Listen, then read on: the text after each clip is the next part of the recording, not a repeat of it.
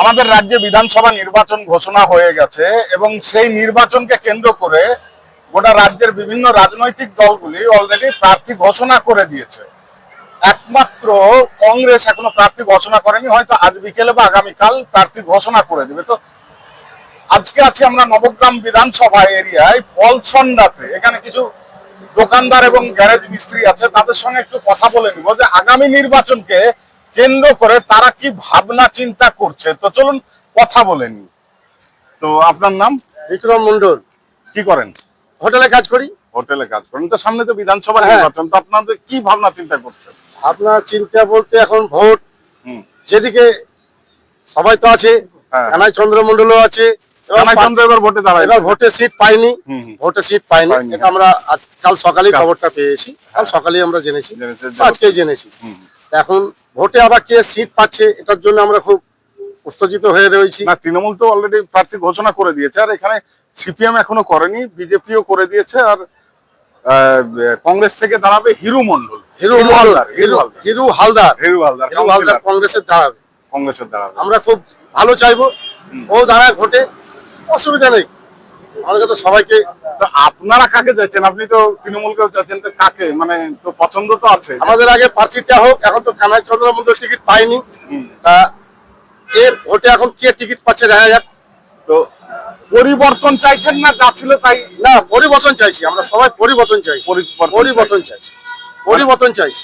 মানে কি কি কারণে? যে এই যে মমতা ব্যানার্জি এতগুলো সরকারি প্রকল্প দিচ্ছে, তার সুবিধা কি আপনার বাড়িতে পাই না? না, আমি পাইনি, আজ পর্যন্ত আমি কোনো কিছু পাই কোনো কিছু না। আমার ছেলে মাধ্যমিক পাস, আমার বড় ছেলেও মাধ্যমিক পাস, কিন্তু এখনো অব্দি কোনো সহযোগিতা পাই, কোনো সহযোগিতা, কোনো প্রকল্পের না না না। কানাই চন্দ্র মন্ডল কোনো হেল্প করেনি, মমতা ব্যানার্জিও কোনো হেল্প করে।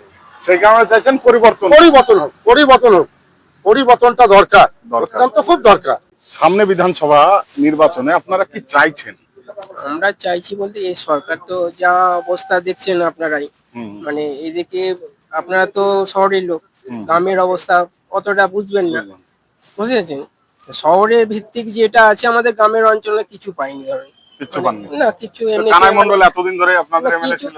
এমএলএ থাকলে কি বলেন তো, ও তো এমএলএ তো আর গ্রামের প্রধানদের কাছে যাচ্ছে না, আর গ্রামের প্রধানরা যা করবে তাই। এমএলএ তো আর, বুঝেছেন, এমএলএ থাকাকালীন ও যেটা করেছে, গ্রামের পঞ্চায়েতে আসছে, পঞ্চায়েত থেকে বিভিন্ন জায়গায় চলে যাচ্ছে, মানে এলাকা উন্নয়ন যেটাকে বলে সেটা এখন পর্যন্ত দেখা যাচ্ছে না। মানে যেভাবে সরকার বলছে যে এত উন্নয়ন করেছে, তার প্রতিফলন করছে না। প্রতিফলন বলতে গেলে কি দেখেন, রাস্তাঘাট আমাদের বেহাল অবস্থা। আমাদের বিশেষ করে আমার বাড়ি সিঙ্গার হাই স্কুল, আমাদের নবগ্রাম সিঙ্গার হাই স্কুল, রাস্তাটা একবার যেয়ে দেখবেন, শুধু জাস্ট দিয়ে দেখবেন। মানে কৌশিক দেবনাথ। কি করেন? আমি এই মেকানিক, গাড়ি 4 চাকার মেকানিক। 4 চাকার মেকানিক। তো এই যে আপনাদের জন্য হিন্দু সম্প্রদায়ের জন্য মমতা ব্যানার্জি মন্দির তৈরি করছে এতগুলো, তো সেগুলো কিভাবে দেখছেন? ওটা ধরুন, এই দেখেন এখনকার ভোটে এলে পরে হিন্দু মুসলিম আমাদের একসঙ্গে মিশছি, আমরা পাশাপাশি, এখানে মুসলিম আছে হিন্দু আছে, ওটা আমি ফ্যাক্টর মনে করি না। হিন্দু বা মুসলিম ওগুলা কি বলেন তো, বিভেদ সৃষ্টি, ওটা আমাদের এখানে নেই। ও আমার পাশের বাড়ি মুসলিম, আমার বাড়ি হিন্দু, আমি মনের ছেলে, বুঝতে পারছি না মানে, কিন্তু ওটা নেই না। কিন্তু এখন ভোট রাজনীতি দেখে হিন্দু মুসলিম করছে, ওটা আলাদা জিনিস হয়ে মানে যায়। রাজনৈতিক দলগুলো নিজের স্বার্থে ওটা হয়, ওটা বলে লাভ নেই। কিন্তু এখন দেখেন, মানে আমাদের ভারতবর্ষের রাজনীতি থেকে যেটা আছে, মানে ভারতবর্ষের রাজনীতি আলাদা, আমাদের স্টেটের রাজনীতি আলাদা।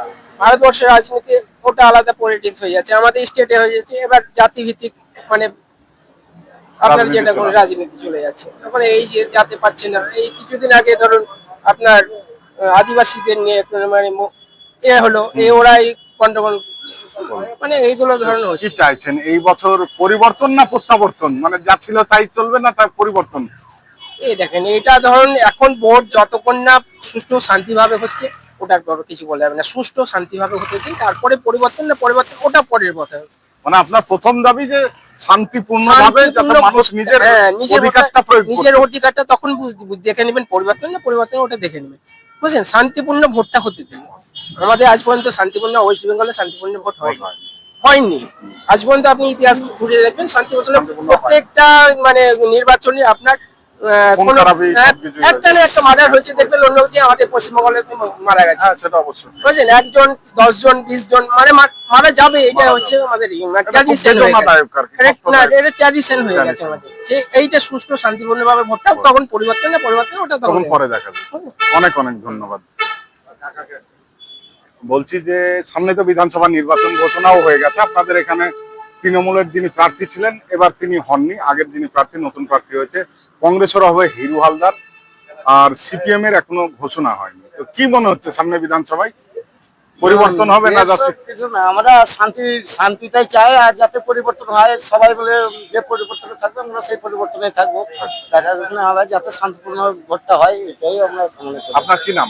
আমার নাম মোহাম্মদ তোহর শেখ। তো রাজ্য সরকার যে এতগুলো মানে প্রকল্প ঘোষণা করছে, তো সেই সব প্রকল্পের সুবিধা আপনারা পান? আমরা আজ পর্যন্ত কিছু পাইনি, কিচ্ছু পাননি? না কিছু পাইনি, আমাদের কোনো ডকুমেন্ট নাই যে আমাদেরকে বলতে পারবে যে আমরা পেয়েছি।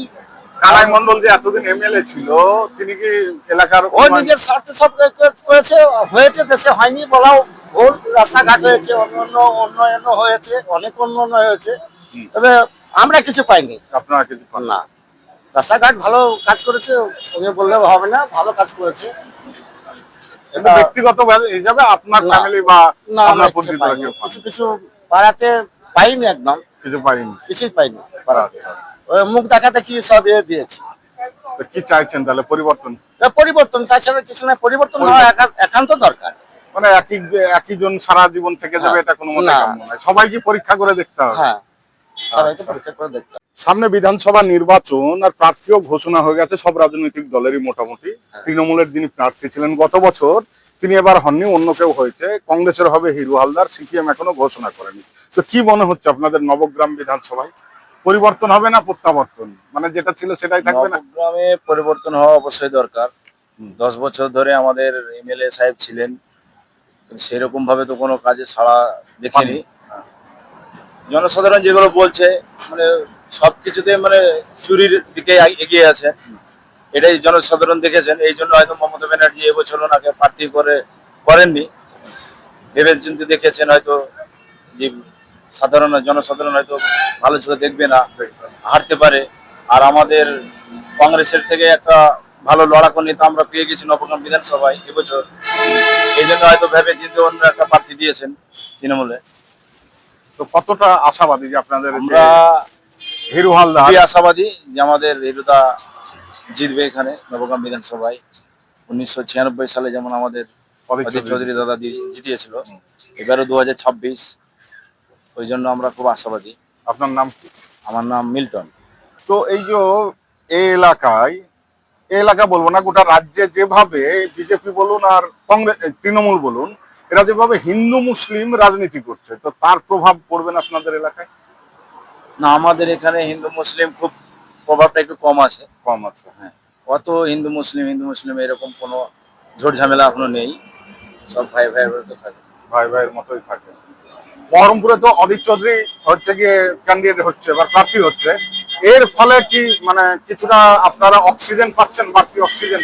অবশ্যই পাচ্ছি। দাদা আজ 30 বছর পর আবার এমএলএ পদে লড়ছেন। আগে যেমন দাদা 30 বছর আগে জিতিয়েছিল, এবারও নিশ্চয় জিতবে। যিনি যে তৃণমূলের পক্ষে হয়ে দাঁড়িয়েছেন নারগোপাল, ওনাকে অবশ্যই পরাজিত করবেন। বহরমপুরের মানুষ আশাবাদী যে দাদা আবার দাঁড়িয়েছে এমএলএ পদে। মানে 96 যে ইতিহাসটা তৈরি করেছিলেন যে সিপিএম এর শক্ত ঘাঁটি, সেখানটায় জয় ছিনিয়ে নিয়েছিলেন, আবারও বহরমপুরে তাই করবে মনে হচ্ছে? তাই আশাবাদী আমরা। আশাবাদী। হ্যাঁ, আমাদের মন বলছে। অনেক অনেক ধন্যবাদ। দেখা যাক কি হচ্ছে আগামী বিধানসভায় নবগ্রাম নির্বাচনে।